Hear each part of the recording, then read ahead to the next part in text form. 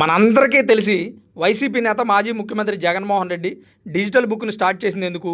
అధికారంలో ఉన్నటువంటి కూటమి ప్రభుత్వం వైసీపీ నేతలను గాని, కార్యకర్తలను గాని టార్గెట్ చేస్తే వాళ్ళ మీద కంప్లెయింట్ ఇవ్వడానికి.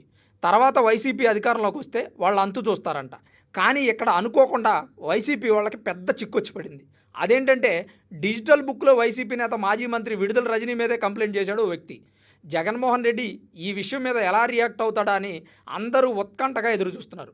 కంప్లైంట్ ఇచ్చిన వ్యక్తి పేరు రావు సుబ్రహ్మణ్యం. చిలకలూరిపేటకు చెందినటువంటి నవతరం పార్టీ జాతీయ అధ్యక్షుడు. అయితే వైఎస్ఆర్సీపీ పార్టీ అధికారంలో ఉన్నప్పుడు స్థానికంగా ఉన్న అతని పార్టీ కార్యాలయం మీద దాడి చేసి కారు, ఇల్లు ధ్వంసం చేశారంట వైసీపీ వాళ్ళు. డిజిటల్ బుక్‌లో అతనైతే కంప్లెయింట్ చేశాడు. టీడీపీ వాళ్ళు వైసీపీ కార్యకర్తలను గానీ, నేతలను గానీ ఇబ్బంది పెడితే ఆ డిజిటల్ బుక్‌లో కంప్లెయింట్ చేయొచ్చని వైసీపీ వాళ్ళు చెప్తున్నారు. కానీ అనుకోకుండా వైసీపీ నేతల మీదే కంప్లెయింట్ రావడం అందరినీ ఆశ్చర్యానికి గురిచేస్తుంది. డిజిటల్ బుక్ నిండా వైసీపీ నేతల మీదే కంప్లెయింట్లు వస్తాయి. ఎందుకంటే వాళ్ళకంటే అరాచకాలు ఎక్కువ ఎవరు చేయలేదని నెటిజన్లు అభిప్రాయపడుతున్నారు.